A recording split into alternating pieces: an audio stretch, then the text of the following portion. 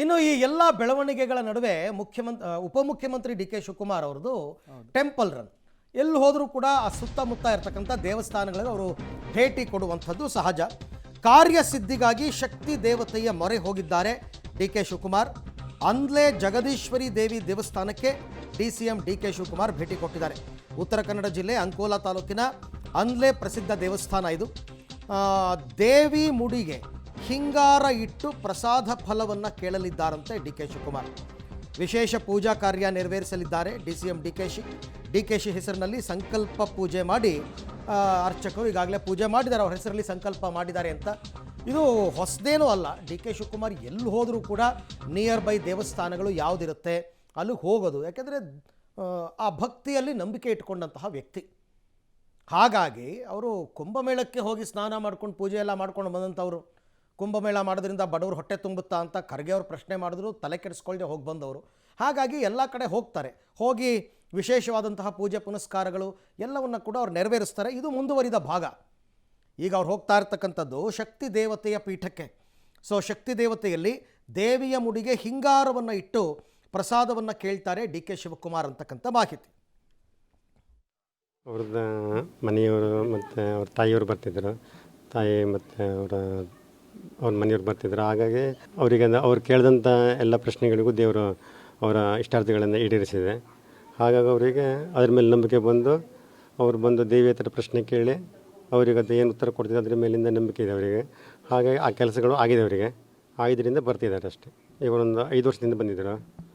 ಮತ್ತು ಅವರು ಏನು ಕೇಳಿದ್ರು, ಅವ್ರ ಆಪ್ತರು ಏನು ಕೇಳಿದರು, ಅವ್ರೇನು ಕೇಳಿದರು, ಅದ್ರ ಮೇಲೆಲ್ಲ ದೇವರು ಅವರ ಆಶೆಗಳನ್ನ ಈಡೇರಿಸಿದೆ ತಾಯಿ. ನನ್ನ ಮನೆ ದೇವಿ ಇದು, ಹಿಂದಿನ ಜನ್ಮಾಂತರ ಹಿಂದಿನ ದೇವಿ ಅದು. ಹಾಗಾಗಿ ದೇವಿನ ಮಾಡಾಗಿದೆ. ಮತ್ತು ಅದೇ ಪ್ರಕಾರ ಹಿಂದಿನ ಏನು ಜನ್ಮದ ಸಂಬಂಧ ಹುಟ್ಟಂಥವ್ರು ಈ ಜನ್ಮದಲ್ಲಿದ್ದಾರೆ, ಅವರು ಸಹ ಬರ್ತಿದ್ದಾರೆ. ಅವ್ರನ್ನ ತಾಯಿನೇ ಬರಮಾಡ್ಕೊಳ್ತದೆ. ಯಾವುದೊಂದು ಕಾರಣದಿಂದ ಯಾರದೋ ಮುಖಾಂತರ ಬರಮಾಡ್ಕೊಳ್ತಾರೆ. ಈ ಬಗ್ಗೆ ಮತ್ತಷ್ಟು ಮಾಹಿತಿ ನನ್ನ ಕೊಲೀಗ್ ನವೀನ್ ಸಾಗರ್ ಅವರಿಂದ ಪಡ್ಕೊಳ್ಳೋಣ. ನವೀನ್, ಈಗ ಡಿ ಕೆ ಶಿವಕುಮಾರ್ ಭೇಟಿ ಕೊಟ್ಟಿರುವಂತಹ ದೇವಸ್ಥಾನದ ಹಿನ್ನೆಲೆ ಮತ್ತು ಮಹತ್ವ ಏನು? ಹಾಗೆಯೇ ಹಿಂಗಾರ ಇಟ್ಟು ಫಲ ಕೇಳುವ ಪದ್ಧತಿ ಮತ್ತು ರೀತಿ ಯಾವ ರೀತಿ ಇರುತ್ತೆ? ಮೊದಲದಾಗಿ ನಿಮಗೆ ನಾವಿವತ್ತು ಆಂಧ್ಲೆಯಲ್ಲಿರುವಂತಹ ಜಗದೀಶ್ವರ ದೇವಸ್ಥಾನದಲ್ಲಿದ್ದೀವಿ. ಈ ಭಾಗದಲ್ಲಿ ನಿಮಗೆ ತೋರಿಸ್ತೀನಿ. ಒಂದು ಸುಂದರವಾದ ಪರಿಸರದಲ್ಲಿ ಚಿಕ್ಕ ಗುಡಿಯಾಗಿರುವಂಥ ಒಂದು ಜಗದೀಶ್ವರಿ ದೇವಸ್ಥಾನ ಇದು. ಸುಮಾರು 15 ವರ್ಷದ ನಂತರ ಇದು ಪ್ರಬುದ್ಧಮಾನಕ್ಕೆ ಬಂದಿರುವಂತಹ ಒಂದು ದೇವಸ್ಥಾನ. ಗಣೇಶ್ ನಾಯಕ್ ಅನ್ನುವಂತಹವರ ಒಂದು ಕುಟುಂಬಕ್ಕೆ ಸೇರಿದ ದೇವಿ ಜಗದೀಶ್ವರಿ ದೇವಿ. ಈ ದೇವಿಯನ್ನು ಅವರು ಕುಟುಂಬದವರು ಪೂಜನೆ ಮಾಡ್ತಾ ಇದ್ರು.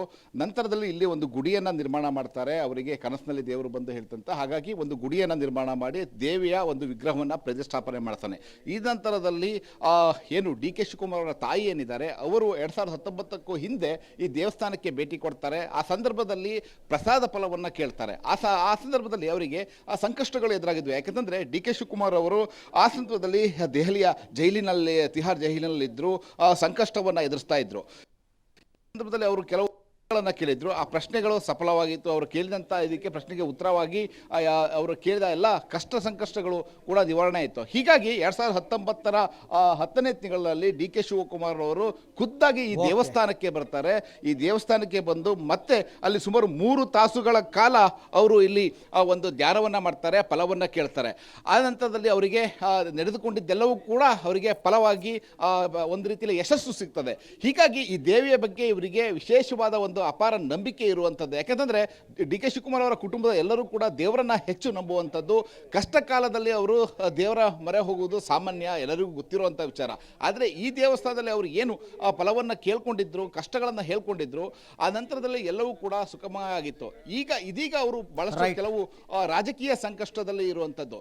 ಹೀಗಾಗಿ ಈ ಸಂದರ್ಭದಲ್ಲಿ ಈಗ ಮತ್ತೆ ಈ ದೇವಸ್ಥಾನಕ್ಕೆ ಬರ್ತಾ ಇರುವಂಥದ್ದು. ಈಗ ಬೆಳಗಾವಿಯಿಂದ ಹೊರಟಿದ್ದಾರೆ. ಇಲ್ಲಿ ಈಗ ಪ್ರಶ್ನೆಯನ್ನ ಕೇಳೋರಿದ್ದಾರೆ. ಸುಮಾರು ಒಂದು 2 ತಾಸುಗಳ ಕಾಲ ಏಕಾಂತವಾಗಿ ದೇವಿಯ ಮುಂದೆ ಕುಳಿತು ಇವರು ಪ್ರಾರ್ಥನೆಯನ್ನ ಮಾಡುವಂತ. ರೈಟ್, ಥ್ಯಾಂಕ್ ಯು ನವೀನ್, ತಮ್ಮ ಎಲ್ಲ ಮಾಹಿತಿಗಾಗಿ ಧನ್ಯವಾದ.